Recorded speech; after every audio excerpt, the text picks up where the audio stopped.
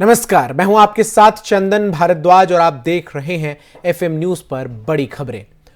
देश में बायोगैस को प्रोत्साहित करने के उद्देश्य से प्रधानमंत्री नरेंद्र मोदी ने आज इंदौर के गोबर्धन प्लांट का उद्घाटन किया। इस गोबर्धन प्लांट से इंदौर शहर को ठोस अवशिष्ट पदार्थों को बायोगैस में बदलने में मदद मिलेगी, जिससे ऊर्जा की प्राप्ति होगी। इंदौर शहर में बनकर तैयार हुए इस बायो सीएनजी प्लांट का उद्घाटन पीएम मोदी ने वर्चुअली किया। 150 करोड़ की लागत से बना ये प्लांट प्रतिदिन 550 मीट्रिक टन किलो कचरे का निपटारण करेगा। ये प्लांट एशिया का सबसे बड़ा बायो सीएनजी प्लांट है। प्रधानमंत्री नरेंद्र मोदी ने इंदौर की तारीफ करते हुए कहा कि इंदौर के कचरे और पशु धन से गोबर धन और इससे स्वच्छता धन और फिर ऊर्जा धन बनेगा। देश के अन्य शहरों और गांवों में भी इस तरह के प्लांट बन रहे हैं। इससे पशुपालकों को गोबर से आय कमाने में मदद मिलेगी। उन्होंने कहा कि जब हम पढ़ते थे तो इंदौर के नाम के साथ देवी अहिल्याबाई होलकर को याद किया जाता था। और क्या कुछ कहा है पीएम मोदी ने, आइए आपको सुनाते हैं। और साथियों, आज जब मैं इंदौर की इतनी प्रशंसा कर रहा हूं तो अपने संसदीय क्षेत्र वाराणसी का भी जिक्र करूंगा। मुझे खुशी है कि काशी विश्वनाथ धाम में देवी अहिल्याबाई होलकर जी की बहुत ही सुंदर प्रतिमा रखी गई है। इंदौर के लोग जब बाबा विश्वनाथ के दर्शन करने जाएंगे तो उन्हें वहां देवी अहिल्याबाई जी की मूर्ति भी दर्शन करने को लिए मिलेंगी। आपको अपने शहर पर और गर्व होगा। साथियों, अपने शहरों को प्रदूषण मुक्त रखने और गीले कचरे के निस्तारण के लिए आज का ये प्रयास बहुत अहम है। शहर में घरों से निकला गीला कचरा हो, गांव में पशुओं खेतों से मिला कचरा हो, ये सब। तो एक तरफ पीएम मोदी ने आज इंदौर में बायो सीएनजी प्लांट का उद्घाटन किया, तो वहीं दूसरी तरफ खेती किसानी को अत्याधुनिक बनाने के मकसद से प्रधानमंत्री नरेंद्र मोदी ने खेतों में कीटनाशकों का छिड़काव करने के लिए 100 किसान ड्रोनों का भी उद्घाटन किया। भारत के कई शहरों और कस्बों में खेतों में कीटनाशकों का छिड़काव करने के लिए 100 किसान ड्रोनों का उद्घाटन करते हुए पीएम मोदी ने उम्मीद जताई कि आधुनिक कृषि व्यवस्था की दिशा में एक नया अध्याय आज से शुरू होगा। प्रधानमंत्री नरेंद्र मोदी ने इस अवसर पर कहा कि पहले ड्रोन के नाम से लगता था कि ये सेना से जुड़ी कोई व्यवस्था है या दुश्मनों से मुकाबला करने के उपयोग में काम आने वाली चीज है, लेकिन अब ये 21वीं सदी की आधुनिक कृषि व्यवस्था की दिशा में एक नया अध्याय है। उन्होंने उम्मीद जताते हुए कहा कि उन्हें विश्वास है कि न केवल ये शुरुआत ड्रोन सेक्टर के विकास में मील का पत्थर साबित होगी, बल्कि इसमें संभावनाओं का अनंत आसमान भी खुलेगा। और क्या कुछ कहा है पीएम मोदी ने, आइए आपको सुनाते हैं। अगर नीतियां सही हो तो देश कितनी ऊंची उड़ान भर सकता है, आज का दिवस इसका बड़ा उदाहरण है। कुछ साल पहले तक देश में जब ड्रोन का नाम लिया जाता था तो लगता था कि ये सेना से जुड़ी हुई कोई व्यवस्था है, ये दुश्मनों से मुकाबला करने के लिए उपयोग में आने वाली चीजें हैं, उसी दायरे में सोचा जाता था। लेकिन आज हम मानेसर में किसान ड्रोन सुविधाओं का उद्घाटन कर रहे हैं। ये 21वीं सदी की आधुनिक कृषि व्यवस्था की दिशा में एक नया अध्याय है। मुझे विश्वास है ये शुरुआत न केवल ड्रोन सेक्टर के विकास में मील का पत्थर साबित होगी, बल्कि इसमें संभावनाओं का एक अनंत आकाश भी खुलेगा। इसके परिणाम आज हमारे सामने हैं। वर्तमान में ही हम देख रहे हैं कि ड्रोन का कितना विविध इस्तेमाल होने लगा है। अभी मीटिंग रिट्रीट के दौरान 1000 ड्रोन्स का शानदार प्रदर्शन पूरे देश ने देखा। आज स्वामित्व योजना के तहत गांव में ड्रोन के जरिए जमीन का, घरों का हिसाब किताब तैयार हो रहा है। ड्रोन के जरिए दवाओं की सप्लाई हो रही है। मुश्किल इलाकों में वैक्सीन पहुंच रही है। कई जगह खेतों में दवाओं का छिड़काव भी ड्रोन से शुरू हो गया है। किसान ड्रोन अब इस दिशा में एक न्यू एज रिवॉल्यूशन की शुरू। रुख अगली खबर का करते हैं। अफगानिस्तान से सिखों और हिंदुओं के एक शिष्टमंडल ने शनिवार को प्रधानमंत्री नरेंद्र मोदी के आवास पर उनसे मुलाकात की। भारत में बड़ी संख्या में अफगान सिख और हिंदू रहते हैं और हाल में तालिबान द्वारा अफगानिस्तान की सत्ता हथियाने के बाद भारत सरकार ने उनमें से अनेकों को वहां से निकाला था। अफगानिस्तान में धार्मिक आधार पर उत्पीड़न झेलने वाले अल्पसंख्यकों के प्रति मोदी सरकार ने कई बार अपनी प्रतिबद्धता जताई है। प्रधानमंत्री मोदी द्वारा शुक्रवार को अपने आधिकारिक आवास पर सिख समुदाय के प्रतिष्ठित व्यक्तियों और आध्यात्मिक नेताओं के एक प्रतिनिधिमंडल की मेजबानी के बाद ये मुलाकात हुई है। पीएम मोदी ने नामधारी संप्रदाय के आध्यात्मिक नेता लुधियाना के भैनी साहिब से उदय सिंह के साथ अपनी मुलाकात की एक तस्वीर भी ट्विटर पर पोस्ट की है। बड़ी बात यह है कि यह मुलाकात 20 फरवरी को होने वाले पंजाब विधानसभा चुनाव से ठीक एक दिन पहले हुई है। पीएम मोदी ने एक ट्वीट में कहा कि संत समाज और सिख समुदाय की प्रतिष्ठित हस्तियों से मुलाकात की। ये सभी पटवंत थे जिन्होंने पूरे देश और दुनिया में सिख समुदाय और संस्कृति का प्रसार किया और मानवता की सेवा की। प्रधानमंत्री कार्यालय द्वारा साझा की गई वीडियो में सिख प्रतिनिधियों द्वारा पीएम मोदी को कृपाण उपहार में देखते हुए देखा जा सकता है। हाल के वर्षों में भारत ने अफगानिस्तान के विकास में महत्वपूर्ण योगदान दिया और प्रधानमंत्री नरेंद्र मोदी की यह मुलाकात भी साफ तौर पर इस योगदान को चिन्हित करती है।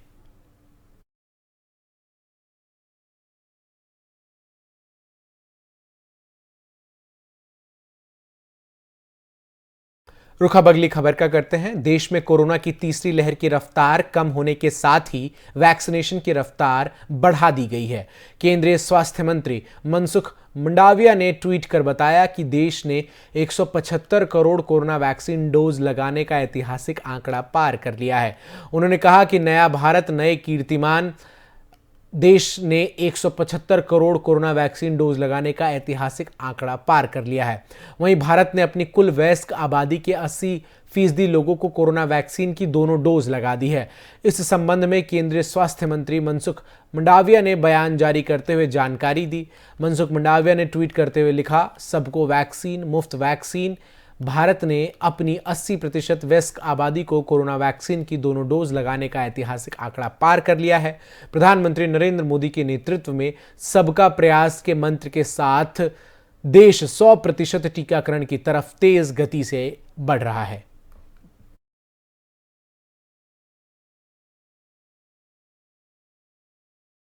अब खबर उत्तर प्रदेश चुनाव से जुड़ी। यूपी विधानसभा चुनाव 2022 के मद्देनजर आज सूबे के सीएम योगी आदित्यनाथ पीलीभीत पहुंचे।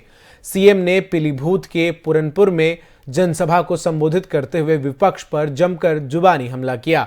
उन्होंने कहा कि पिछली सरकारों के राज में अन्नदाता आत्महत्या से मरते थे, गरीब भूख से मरते थे, जंगल राज था, अपराधियों ने सत्ता पर कब्जा कर लिया था और हिस्ट्री शीटरों द्वारा पुलिस स्टेशन चलाए जाते थे। सीएम योगी ने कहा कि पूर्व की सरकारों में व्यापारियों को बर्बाद कर दिया गया था, युवा बेरोजगार था। इसके साथ ही सीएम योगी ने बीते 5 सालों में प्रदेश में डबल इंजन की सरकार द्वारा किए गए कार्यों को जनता के समक्ष रखते हुए एक बार फिर बीजेपी को जिताने की अपील की। और क्या कुछ कहा योगी आदित्यनाथ ने, आइए आपको सुनाते हैं। बाबूराम जी ने जो मांग की कॉलेज की मांग की, डिग्री कॉलेज मिल गया। सड़कों की मांग की, वो मिल गया।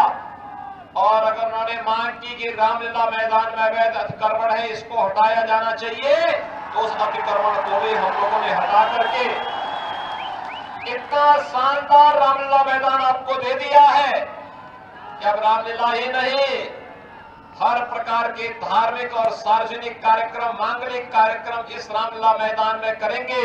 अगली बार इसकी सुंदरीकरण और भी अच्छे ढंग से आपको देखते हुए बनेगी। ये कहने के लिए आज मैं आपके पास आया हूं। पिछली सरकारों में भाइयों बहनों, अन्नदाता किसान आत्महत्या करता था, गरीब भूख से मरता था, जंगल राज की स्थिति थी, अपराधी सत्ता पर हावी होकर के थानों का संचालन हिस्ट्री शीटर करते थे, व्यापारी तबाह था, नौजवान बेरोजगार था, चारों ओर अराजकता का वातावरण 2017 के पहले था। रुक करते अगली खबर का। दिल्ली के मुख्यमंत्री अरविंद केजरीवाल ने रजौकरी के राजकीय कन्या विद्यालय से राजधानी के 240 सरकारी स्कूलों में करीब 12,430 नए स्मार्ट क्लासरूम्स का उद्घाटन किया। इस दौरान डिप्टी सीएम और शिक्षा मंत्री मनीष सिसोदिया और दिल्ली के गृह मंत्री सत्येंद्र जैन भी मौजूद रहे। इस दौरान दिल्ली के मुख्यमंत्री अरविंद केजरीवाल ने कहा कि पिछले कुछ दिनों से देश के कई बड़े नेता केजरीवाल को आतंकवादी कहते रहे हैं, जिससे उन्हें हंसी आई। जिस व्यक्ति को वो आतंकवादी कह रहे हैं, वो आज देश को 12,430 कक्षाएं समर्पित कर रहा है। केजरीवाल ने आगे कहा कि नेताओं को स्कूल के अलावा किसी चीज़ों का डर नहीं। अच्छे स्कूल बनेंगे तो नेताओं को जाति और धर्म के नाम पर वोट नहीं मिलेंगे। ये स्कूल पक्के देशभक्त पैदा करेंगे। हम स्कूल नहीं बना रहे, हम देशभक्त बनाने के लिए कारखाने लगा रहे हैं। आइए आपको भी सुनाते हैं केजरीवाल ने क्या कुछ कहा है। यहाँ आने से पहले मैंने थोड़ी सी रिसर्च करी तो पता चला कि पिछले 7 साल में दिल्ली सरकार ने टोटल मिला के दिल्ली में जो 20,000 क्लासरूम बनाए हैं, टोटल 7 साल में 20,000 टोटल क्लासरूम बनाए हैं। इसके मुकाबले पूरा देश अगर देखें हम, पूरे देश की जितनी दूसरी राज्य सरकारें हैं, केंद्र सरकार है, सारी सरकारों को अगर हम मिला लें तो पूरे देश में भी 7 साल में 20,000 क्लासरूम नहीं बने जितने अकेले दिल्ली में बन गए। ये बड़ी बात है कि पूरे देश में 20,000 क्लासरूम नहीं बने 7 साल में। सारी सरकारें मिला, मध्य प्रदेश, राजस्थान, केरला, ये फलाना ढिमका, जितनी सारी सरकारें मिला लो, केंद्र सरकार मिला लो, सबने मिला के 7 साल में 20,000 क्लासरूम नहीं बनाए जितने दिल्ली सरकार ने अकेले दिल्ली में। पिछले कुछ दिन से मैं देख रहा हूं, ये कई देश के बड़े बड़े नेता मिलके, आप लोगों ने भी टीवी में देखा होगा, सारे मिलके कह रहे हैं केजरीवाल आतंकवादी है, केजरीवाल। मेरे को थोड़ा सा हंसी भी आई। मैं उन सबको आज कहना चाहता हूं कि जिसको आप लोग आतंकवादी बोल रहे हो, आज वो आतंकवादी देश को 12,430 कमरे स्कूलों के समर्पित करता है।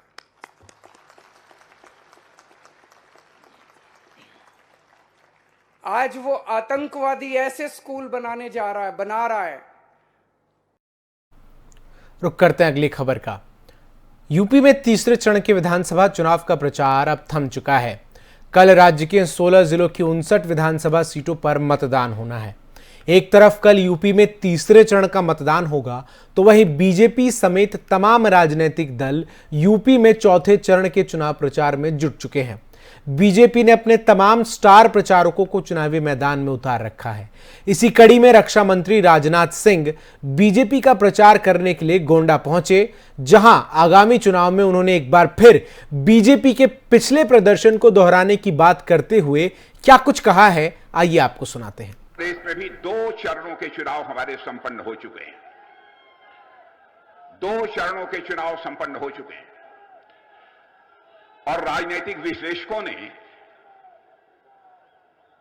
यह बतलाया है अपने विश्लेषण के आधार पर, सर्वेक्षण एजेंसियों का भी यह कहना है कि 2 चरणों के जो विधानसभा के चुनाव अब तक उत्तर प्रदेश में संपन्न हुए हैं, भारतीय जनता पार्टी को कमोबेश उतने ही सीटों पर कामयाबी प्राप्त हो रही है जितनी सीटों पर 2017 के विधानसभा चुनाव में कामयाबी हासिल हुई थी। केंद्र में आपने हमारे प्रधानमंत्री मोदी जी को काम करते हुए देखा है आपने, और प्रदेश में योगी आदित्यनाथ जी को मुख्यमंत्री के रूप में अपनी भूमिका निभाते हुए आपने देखा। बहनों भाइयों, इतनी बात मैं दावे के साथ कह सकता हूं, भारत ही नहीं, दुनिया की जो सर्वेक्षण एजेंसियां हैं वह भी कामकाज की समीक्षा करने के बाद, सभी राज्य सरकारों के कामकाज की समीक्षा करने के बाद इस नतीजे पर पहुंची हैं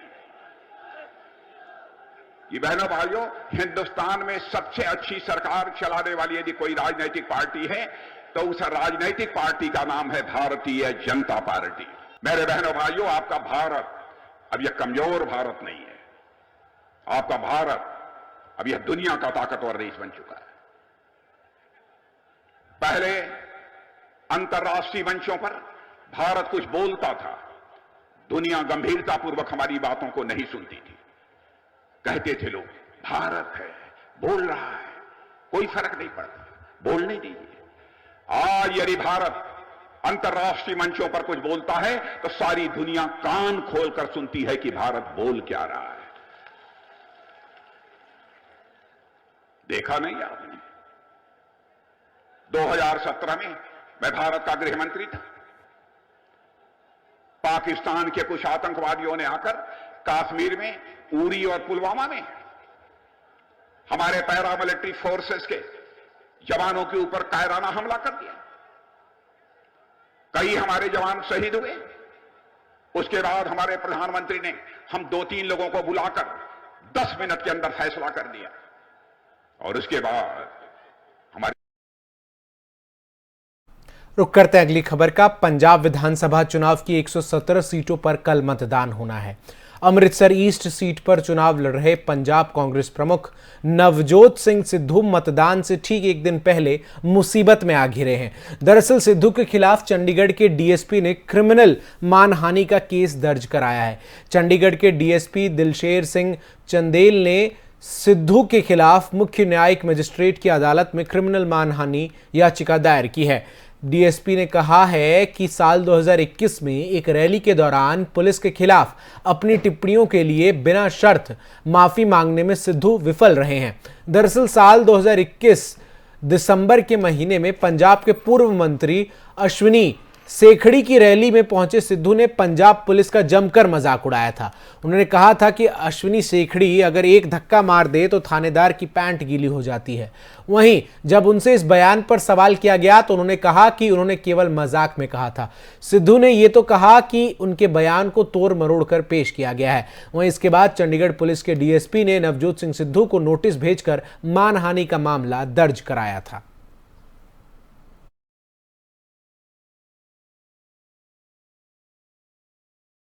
अब खबर जम्मू कश्मीर से, जहां जम्मू कश्मीर के शोपियां में सुरक्षा बलों और आतंकियों के बीच आज सुबह से मुठभेड़ में 2 जवान शहीद हो गए हैं।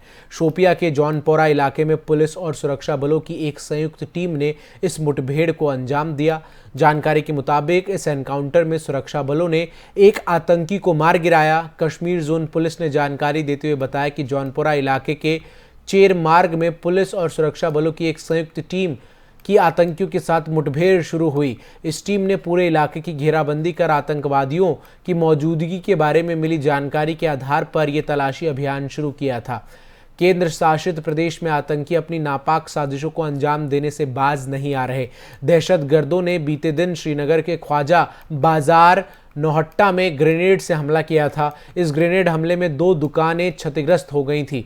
एक अधिकारी ने बताया कि अज्ञात आतंकवादियों ने दोपहर में ख्वाजा बाजार इलाके में ग्रेनेड फेंका था। हालांकि इसमें किसी के भी हताहत होने या घायल होने की खबर नहीं मिली थी, लेकिन घटना में 2 दुकानें क्षतिग्रस्त हो गई थी।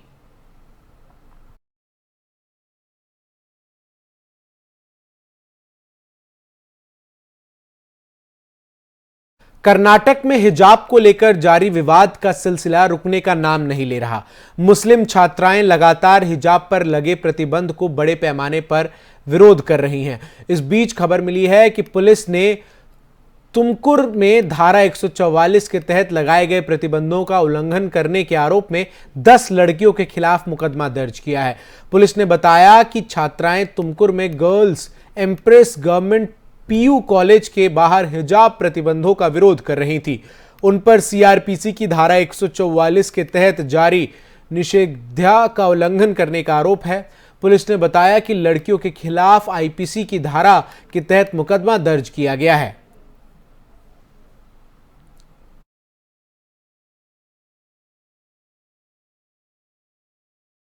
देश आज छत्रपति शिवाजी महाराज की जयंती मना रहा है। इसी अवसर पर प्रधानमंत्री नरेंद्र मोदी ने छत्रपति शिवाजी महाराज की 392वीं जयंती पर उन्हें श्रद्धांजलि देते हुए महान महानायक और भारत का गौरव बताया।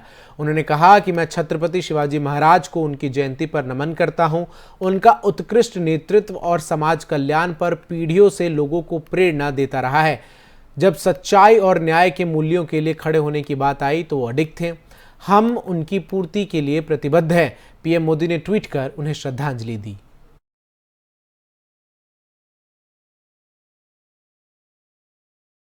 खबर अब बिहार से। बिहार विधानसभा के ठीक सामने परिसर में बन रहे शताब्दी स्तंभ को लेकर अब नया विवाद शुरू हो गया है।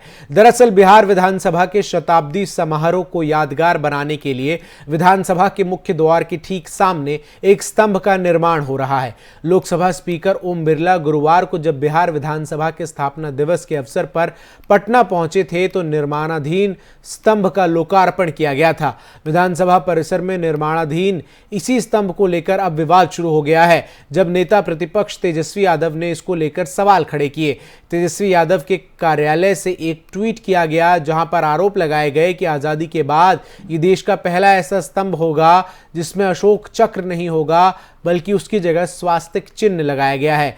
जैसा कि ओम बिरला के द्वारा लोकार्पण किए गए स्तंभ के स्वरूप में दिखाया गया है, राष्ट्रीय जनता दल ने भी इस स्तंभ पर स्वास्तिक चिन्ह लगाए जाने का विरोध किया। आरजेडी ने अपने आधिकारिक ट्विटर अकाउंट से इस बारे में ट्वीट कर नीतीश सरकार पर हमला किया।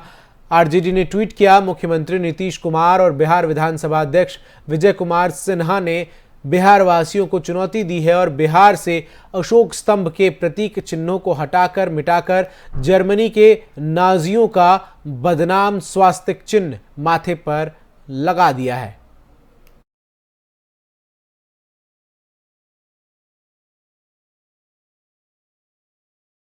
एआईएमआईएम के अध्यक्ष असदुद्दीन ओवैसी ने योगी सरकार पर बड़ा हमला बोला है। ओवैसी ने उन पर हमला करते हुए एक बार फिर जो है अपने ऊपर हुए हमले का मुद्दा उठाया है। उन्होंने एक जनसभा को संबोधित किया और इस दौरान ओवैसी ने कहा कि योगी जी, जिन लोगों ने हम पर गोलियां चलाई उनके घर जाकर आपके मंत्री बोलते हैं वी लव यू। और क्या कुछ कहा असदुद्दीन ओवैसी ने, आइए आपको सुनाते हैं। योगी बोलते हैं कि हमने यूपी से पूरे क्रिमिनल को, माफिया को खत्म कर दिया, तो हम योगी आदित्यनाथ से और वो भी कहते हैं कि चुनाव के बाद फिर बुलडोजर शुरू हो जाएंगे। योगी जी ये तो बताइए, ये जो हम पर 4 गोलियां चलाए वो किसके घर के दामाद थे? ये किसकी नाजायज औलाद थी? क्या ये गोडसे की औलाद नहीं थी जो हम पर गोली चलाई थी? नहीं थी। फिर ये योगी के मंत्री उनके घर चले गए, परिवार के हमदर्दी जताने और बोले वी लव यू। ये कैसी मोहब्बत है बाबा तुम्हारी? जो गोली चला रहा है उसको संविधान पर भरोसा नहीं है, जो गोली चला रहा है उसको रूल ऑफ लॉ पर भरोसा नहीं है। अब अगली खबर का करते हैं। देश में जानलेवा कोरोना वायरस महामारी के मामले आज घटे हैं। देश में पिछले 24 घंटे में कोरोना वायरस के 22,270 नए केस सामने आए हैं और 325 लोगों की मौत हो गई है। कल 25,920 मामले दर्ज किए गए थे, यानी कल की तुलना में आज मामले घटे हैं। देश में पिछले दिन 66,298 लोग ठीक हुए हैं। केंद्रीय स्वास्थ्य मंत्रालय की ओर से जारी किए गए आंकड़ों के मुताबिक देश में अब एक्टिव मामलों की संख्या घटकर 2,53,700 38 हो गई है। वहीं इस महामारी से जान गंवाने वालों की संख्या बढ़कर 5,11,230 हो गई है। आंकड़ों के मुताबिक अभी तक 4,20,37,536 लोग संक्रमण मुक्त हो चुके हैं। तो फिलहाल के लिए इस बुलेटिन में बस इतना ही। खबरों का सिलसिला एफएम न्यूज पर लगातार जारी है।